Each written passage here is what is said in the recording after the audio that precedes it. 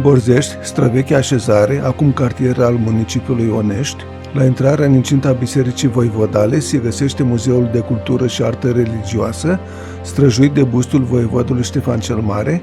În spate vedem biserica înălțată de Marele Voivod în anul 1494 cu hramul Adormirea Maicii Domnului. Revenind la muzeu, clădirea construită în 1938 a funcționat la început ca școală cu 2 săli de clasă. În anul 1994, clădirea a fost restaurată și transformată în muzeu. Recunoaștem la stânga și la dreapta cele 2 foste săli de clasă, separate printr-un hol. În nișa de la capătul holului este amenajat un spațiu care omagiază personalitatea marelui voievod Ștefan cel Mare, cel mai important domnitor al Moldovei, 1457-1504.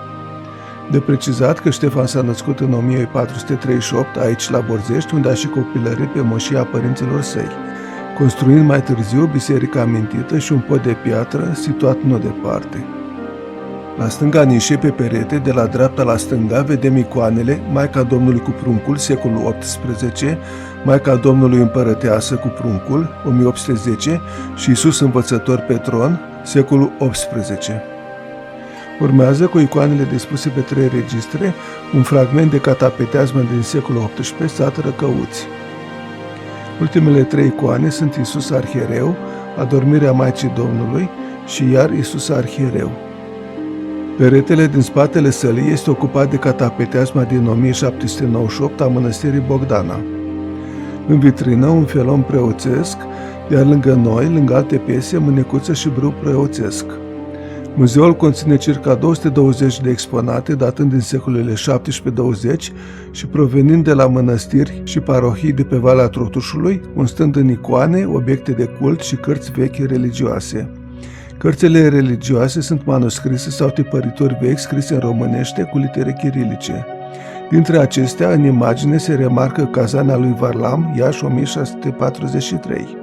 Prima carte tipărită în limba română în Moldova și care a circulat în toate cele 3 țări românești, contribuind la întărirea conștiinței naționale. Muzeul conține relativ puține piese, dar toate excelează prin importanță, calitate și frumusețe. Ne mutăm în cealaltă clasă. Vedem alte obiecte și vase liturgice din bronz, argint aurit. Un pomelnic sub formă de triptic. O evanghelie, Mănăstirea Neamț, 1821, și paftale din secolul XIX.